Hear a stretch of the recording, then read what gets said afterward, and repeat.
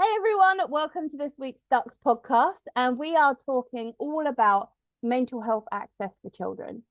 For this episode, this is purely from our point of view. We've took a few statistics off the internet, but that is all we are pointing out. We know that there are so many people out there working hard towards children's mental health and trying to access services, but we want to share our stories and what we found when our children did this. I think this was probably about 15 years ago at points, and at some points it was also literally 3 years ago that we found that he was struggling with mental health. So yeah, today has trigger warnings. It has, we don't know what will come up because we don't plan these, we just speak from our heart. So we're going to put trigger warnings in here for everything from suicidal ideation to self-harm to, I don't know, what else can we think of, Sherry, that might need a trigger warning? Eating disorders, Yeah.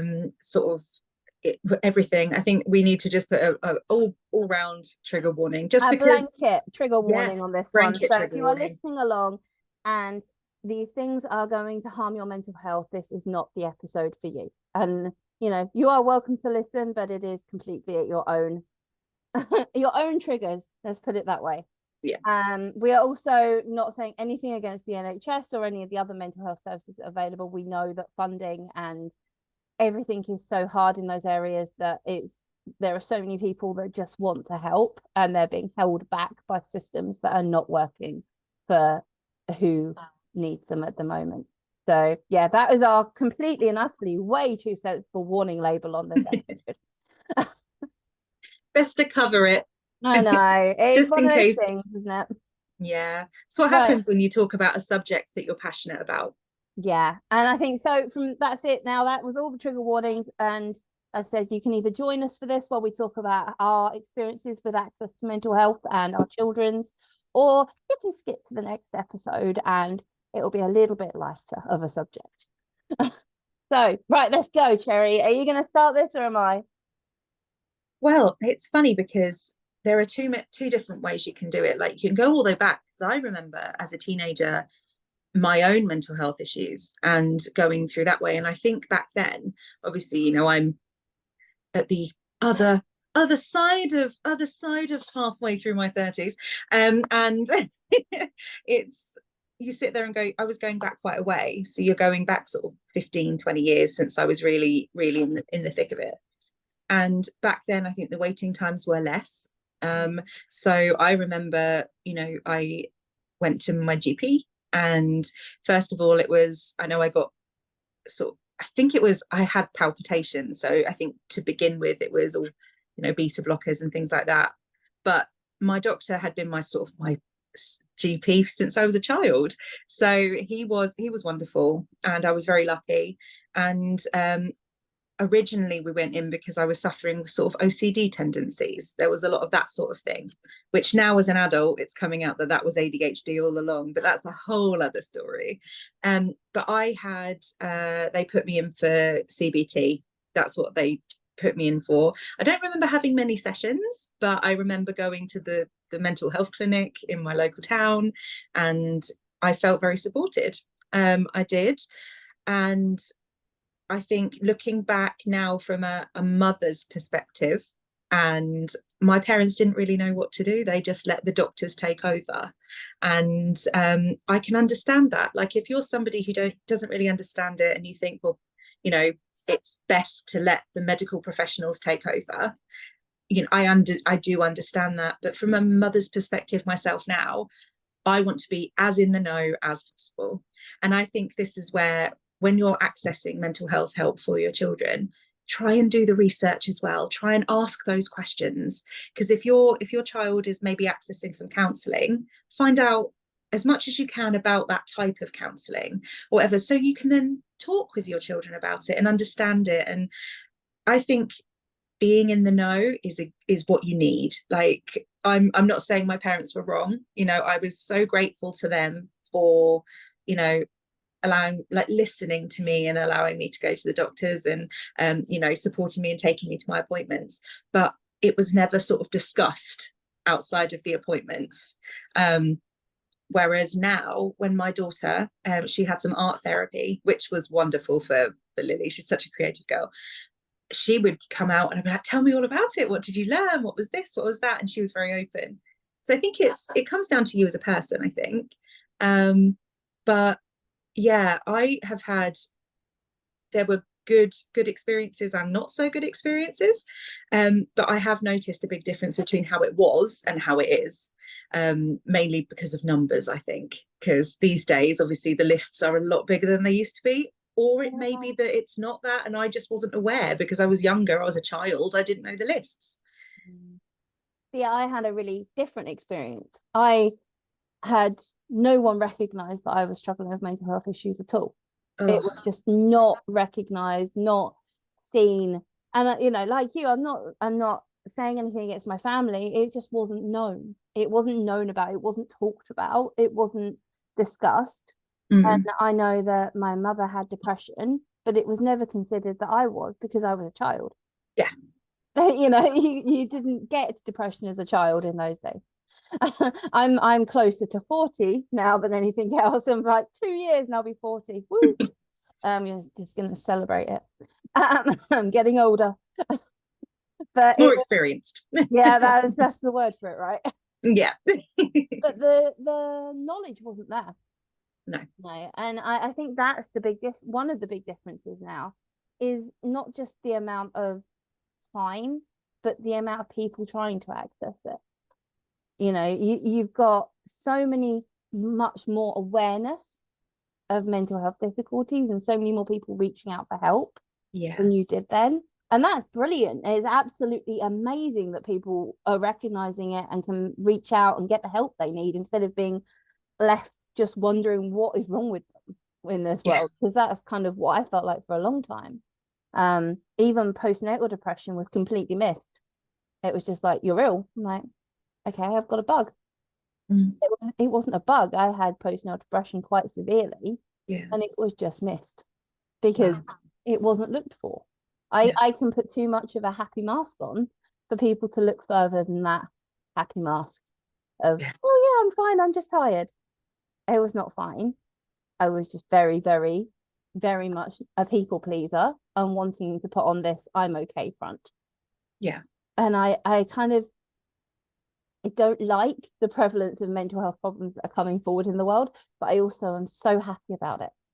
Because I am so happy that our children and our young people are recognizing that they have mental health issues and going, this isn't right. I don't have to suffer like this.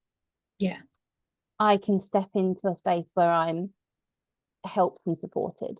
And the demand for that is unfortunately well above. Right, we've got a few facts for you, and it is just literally just a few facts we're reading off the internet, so please take these with a pinch of salt.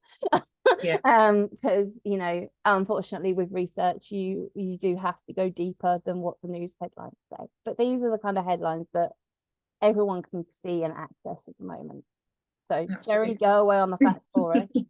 No problem. So these are from the Children's Commissioner. I like to sort of precurse it with the actual sources, because I think people need to know that it's come from a real life source. So this is going from the whole of the financial year from 22 to 23, because obviously they're still getting the data for the current years. But so for the last financial year, there were over 270,000 children waiting for mental health support in the UK, which that is absolutely bonkers. 40,000 of those children had already been waiting 2 years. So it isn't that.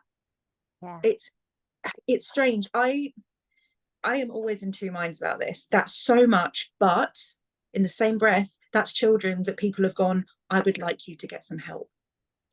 So they've not been ignored. So I have to look at the wait is crazy, but they're on that list for a reason, and they haven't just been left. So it's a seesaw. Because the next one is more than 500 children a day in England are referred to mental health services for anxiety. It's double than what it was before the pandemic. It's just scary, isn't it? Because I know that when my children have had mental health problems, you want to help them. You see them struggling, you want to help them, you want to give them help there and then. Waiting 2 years when you're watching your child struggling is so hard. Mm. And it's, I know more recently than my own mental health problems, my son struggled a couple of years ago now. And I thankfully had him in a space where he was happy to talk to me, and we went to doctors, and he was given an app for CBT. Brilliant, if that works for you.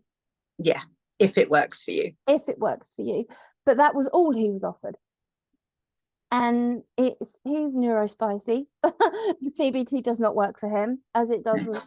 It struggles with a lot of neurodiverse people I spoke to have kind of said they struggle with CBT. I definitely did. I think CBT in some ways made me more anxious because I was overthinking everything a bit more while analysing it, which was quite interesting because that's not what the aim of it is. No, I think for me, because obviously we're going back a long time now, and it's it's very fuzzy, but I remember when I got it, I was like, this is going to help so much.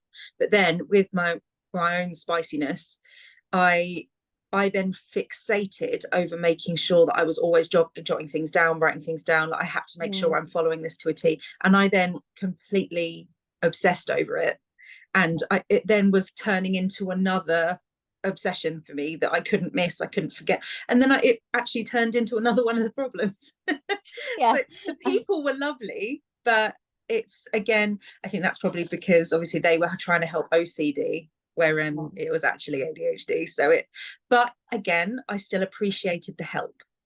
I still felt like, because I was going somewhere and sitting somewhere in front of somebody who was listening, it was good. One thing, I think this will probably rattle you as much as it rattles me, but I think one thing that really gets to me these days, and there is a reason why, when you come across those certain people, when you're trying to explain something about your own child or someone, everyone's on the spectrum.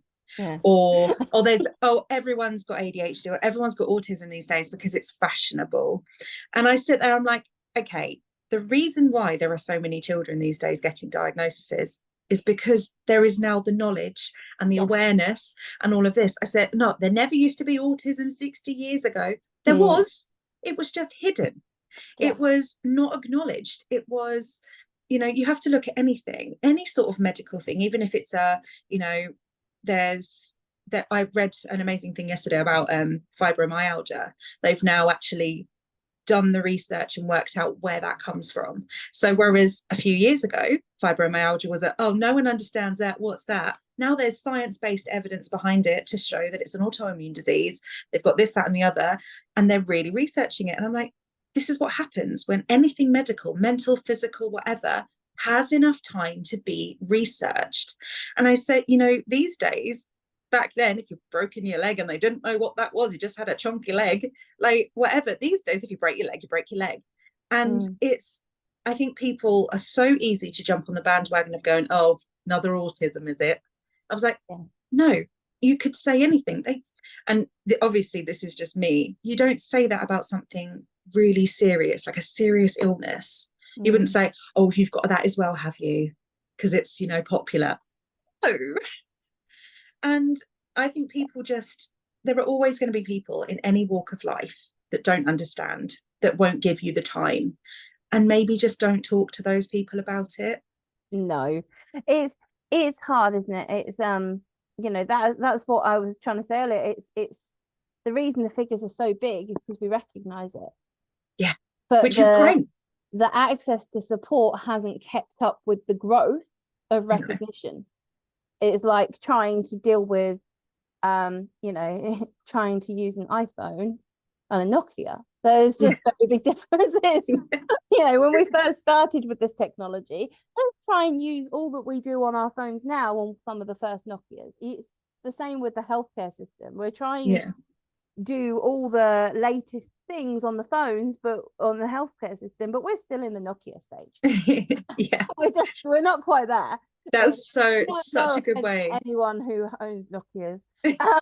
I loved my Nokia. I loved my Nokia, especially with the snake game. I could have played that for hours. That's such a good analogy. That is literally saying that, the technology is there, but if you don't have the hardware, so, at the minute, there's all this knowledge and all this awareness, but there's not enough people, there's not enough bums in seats at There's not these enough jobs. funding to There's no update the funding. hardware.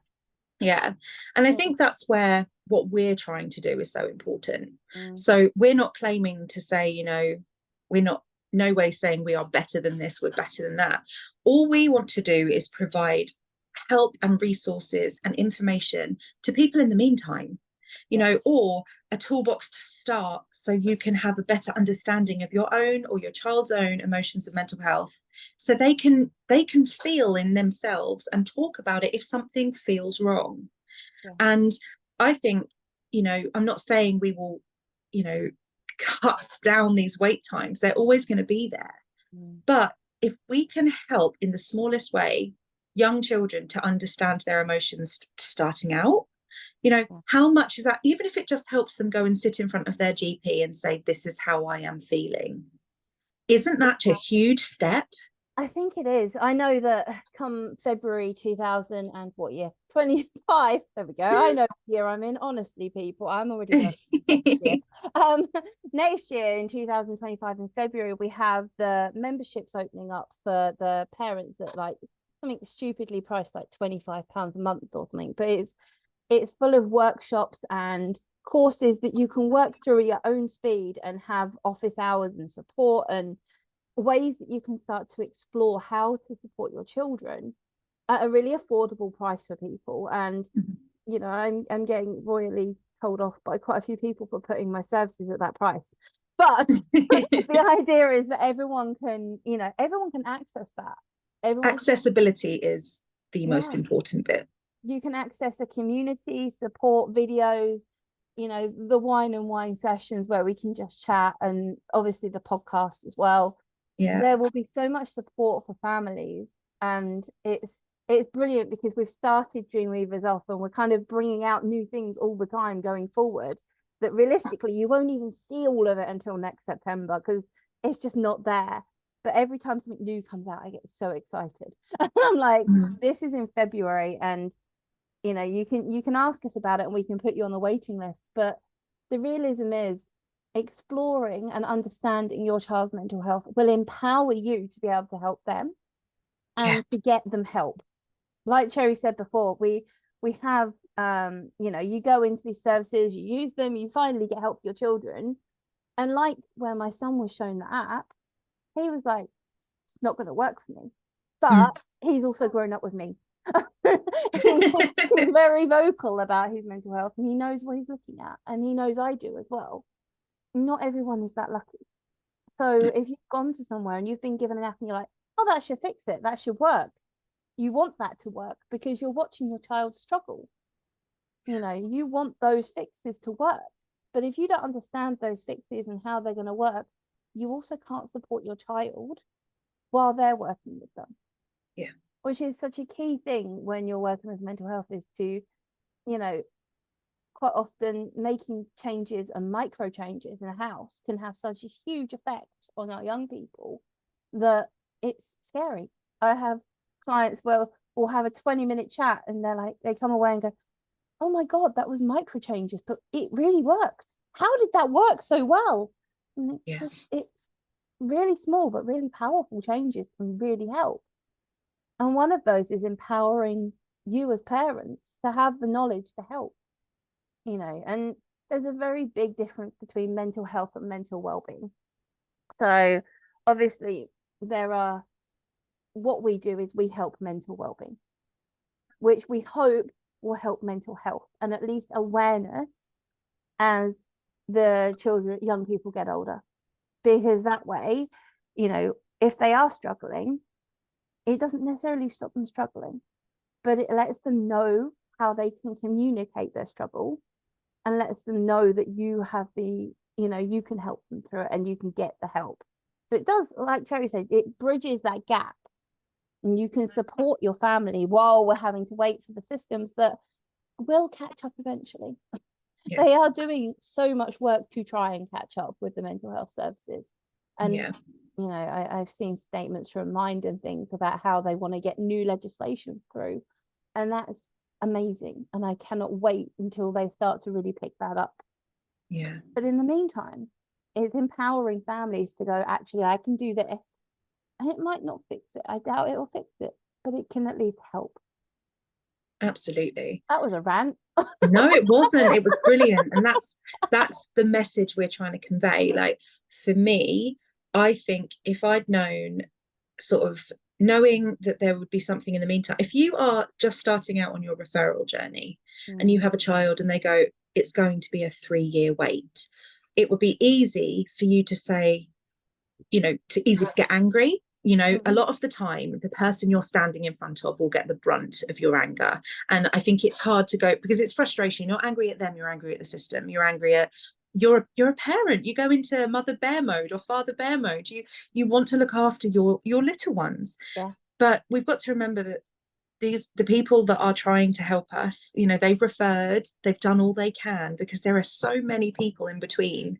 And you yes, you end up on the top of the pile, but everyone is trying and they will try and process it. So for me, knowing that there are things we can do in the meantime, because I know people who are like, right, it's a 3-year wait, so I'm stuck like this for 3 years. No, do some research, see what you can do. Like, if there, as you say, if there's an activity, I know obviously some children, meditation is not going to work on a child who's in rage. They're not going to do anything like that. But what if there's something you can do, an activity you can include every day, even if it's 5 minutes of breathing, or not even that, a minute. Start with how to breathe. It could be that even if you include one tiny little thing every day, or just a little walk in nature where you can look or see or hear or smell, like, if you do that over the course of the next 3 years, yes, you're not going to fix, you can't do the medical side, but if you're helping them to just feel a little bit more supported in the home, it may just help soften that bridge. And help them understand themselves. Yeah, it's hard. Like, all we're doing is helping to soften that weight. And it sounds awful, because it's the best you can do in a situation we have no control over. We can't. Yes, people say, well, go private then. I say, okay, there's still a wait, because remember, all the other people who have gone will go private. Then you might get in quicker, but obviously if you're not in a financial situation to go private, then you're not going to be able to. And it's difficult. And I've been around people who are, I can't believe people can, they're putting prices on health, and that it's always been like that. It's always there's NHS. We are incredibly lucky to have the NHS, and I have to look at that. The amount of times people have said, how much healthcare costs in other countries, I didn't realize. No, it's ridiculous. Some of it is like, oh my god, the waits are long, and it is frustrating, and it is stressful, especially if you have a child that's struggling, or especially if you are struggling. But there are ways and means of making tiny little changes, and we will help in any way that is possible. Whether it's, coming on to one of our wine and wine sessions where you literally come and sit and you can rant. There's no judgment, there's no anything. You can sit for however long and just listen, or listen to other people. Listen to us. It's nice to be surrounded by like-minded people. And I only found out, I was incredibly stressed when my daughter first went through her major anxieties, and I felt so alone, because I thought, it must be me, I'm doing something wrong. And then I spoke with a few other friends, and I was like, no, they've got it just as bad, but it's in a slightly different way, or there's this for a different reason. And the loneliness is hard, because you do take, when it's your children, you take the responsibility on, and that then it starts to affect your own mental health. So we want to look after everyone. It's not just your children. It's we want you to feel as supported as they do. And there was my rant. There you go. we're on one today. We are, but it's good. It's good. But yeah, I think that's the problem though, when you're talking about something that is so personal to so many people. It is so easy to just get carried away in it. It is this huge topic in today's world about the lack of availability to support. And I know we're not the only business out there that's trying to help people, because I know some amazing businesses the more the better. like And that's the thing, it is the more the better. No one's in competition with this. We all just want you to get as much help as you possibly can. Yeah. And like Cherry said, there are so many things that when you understand how it works can make a difference. With anxiety, once you understand that anxiety is just your alarm system going off in your head, you can start to work with that. You can start to comfort that in a way. You can start to really kind of say, okay, so how do I work with that anxiety? What's it trying to tell me? How do I get myself out of this alert survival mode and start going, woo, let's move past it. Yeah. One of the things I always tell people is it's such a self-help thing. Gratitude is such a self-help thing. It's been took over by self-help everywhere. But the realism is it can make such a powerful change.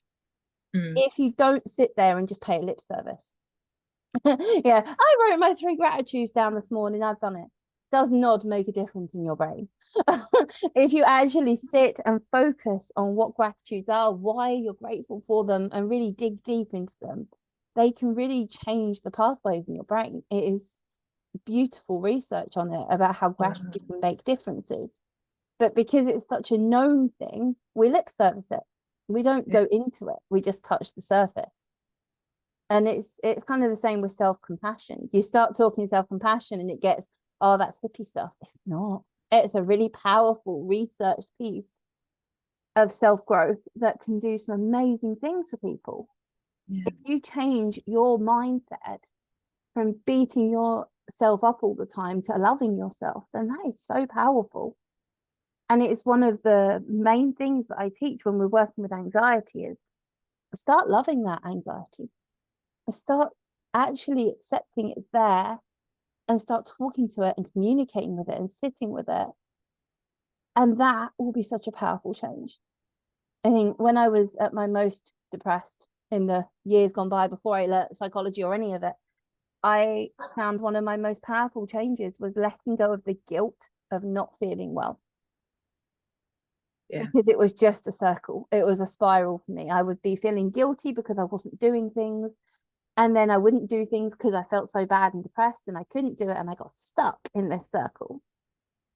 And when I changed my mindset to a space of more self-love, I'm like, do you know what? You're not feeling well. Let's take some space for that. Yeah. I got better. I was like, what? No, how does this work? Don't get me wrong, it wasn't overnight. Don't want to say it was. But that self-love was so important.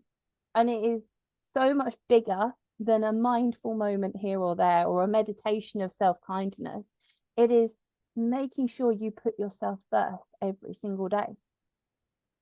Saying no to people is a beautiful piece of self-love and boundaries.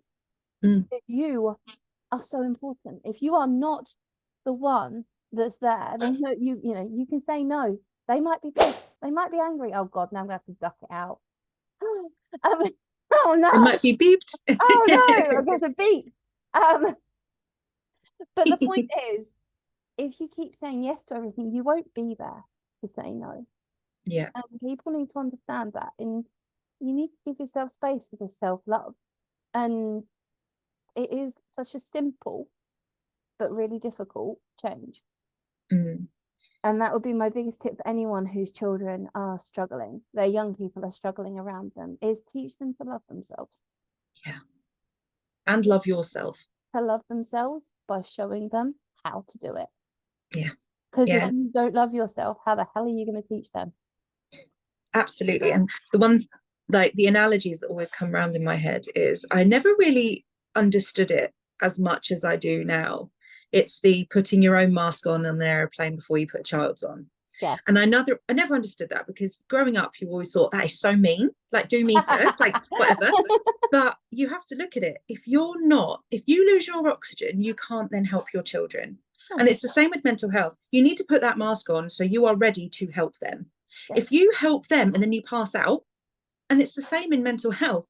If you are so depleted and so burnt out that you then have nothing left to give them, all they're going to see is you burnt out, struggling, and then the guilt and all of that because you can't look after them and all of that. But if you have gone, right, I need to make sure I am, self-love, I'm strong, your child's going to look and say, they are working so hard, and they're not going to just see this happy go lucky, all of that. They'll see that, but they'll see that there is work, that there is love, that there is all of that. And where's the negative in that? You're going to be working hard on yourself, showing a great example to your children. They're going to be learning from you by seeing, and it's good. And then you're also feeling better about yourself. So it's just it's a cycle, but it's a good cycle.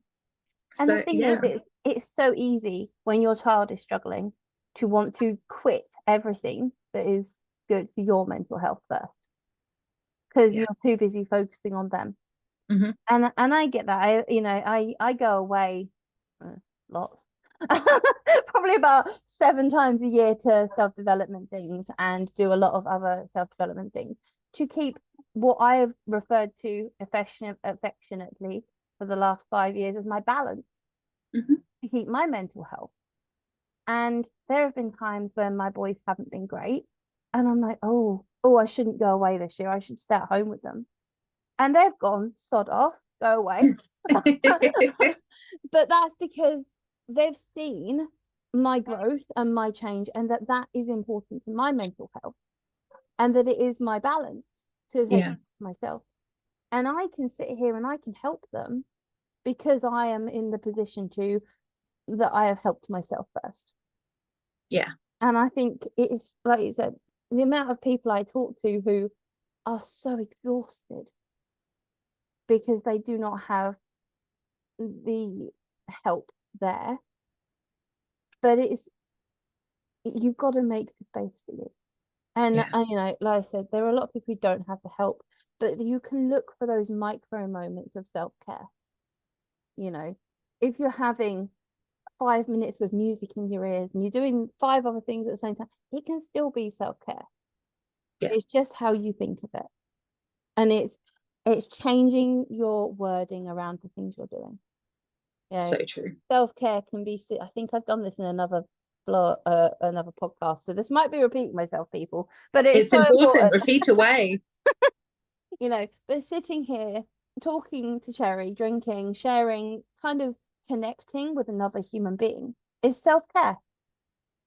It might be working, don't get me wrong, we're working, but we're also self-care, because that's the mindset I've put on it. There are these things that people refer to, glimmers, I think it's called. That's the new click phrase for it, isn't it? It's glimmers. Yeah. Where you find those moments of sparkle in a day. Yeah. Those moments of joy, those moments that are just there. And it's the same with self-care. We can find those moments. A lot of people block off their days. If something's gone wrong by 10 o'clock, that's it, the whole day is screwed. So instead of blocking your days, break it down into hours. Half an hour. What's this half an hour being like? Oh, it's been great. I've been sitting talking to Cherry. I'm good. The half an hour before was a bit dodgy. I was at the vet. But, that's the thing. That one experience in my day doesn't have to block the whole day. Yeah. So those parents who are waking up exhausted and struggling, break your day down. Spend 10 minutes in the morning having a cup of tea before you turn. Spend 10 minutes smiling with your child. They might struggle later, but right now, enjoy that smile. Their health problems and their harder moments, while exhausting, are not continuous. There are very few that are continuous. I'm not saying they don't exist, because I know they do. As a parent who's raised 2 very neurospicy children, I know how hard it is. I know how exhausting it is. And I know how little support you get. I also know that you don't take any time for yourself. But if you start recognizing the time you can grab and putting it as a higher importance, it will really help your mindset and your mental health. And then you can help your children so much more. Yeah, that's so true. Oh dear. I think I have no idea how long we've been recording this, Cherry. So I'm just going to say, I reckon we're near the end. What do you think? Have you got anything else you want to add to this before we wrap up? For me, it's just saying that we feel you. If you are currently experiencing the stress of the wait lists, the referrals, not even that, the waiting to be seen by someone to talk to, or waiting for the teachers to talk to somebody, or a meeting. Like, if you're in this very beginning stage, you know, you are not alone. People have been through this years ago. Currently, they will keep going through it. But there are always people out there who have experienced it, are experiencing it, and never feel like you're being a burden to talk to someone. Like, even if you just listen to this, or talk to someone, or even if it's just in passing, mentioning how scared you are, like, don't bottle it up. The more you share it, the more you are likely to find someone who has something that they could share with you. It's, yeah, it sounds really, really simple. And I know from personal experience that it doesn't feel simple. It feels like the most confusing, terrifying situation you've ever been in. But there always is someone else who you can speak to, and you won't be taking up their time. There will always be someone who will listen. So that's just my little take, because you can feel very alone, you can feel very scared, and you can feel like you don't want to show weakness. Like, you don't want to go, oh, I don't want to show anyone how broken I'm feeling, because I don't want them to feel like I can't manage, or I'm going to let my children down. No, none of that. Yeah. If you're open, your children will be open with you. If you show that level of vulnerability, then people will see that they can be vulnerable with you. And it's such a valuable commodity if you can share that. Yeah. And it also feels better if you've got this weight on your soul holding this stuff down. Let someone else take some of it off. Definitely. I think that is the thing. There are so many people out there that want to help you. And if you are hearing this and you're like, there's no one, then message us, because we want to help you. That's why we do it. We don't sit here talking to ourselves randomly for no reason. We promise. Well, occasionally.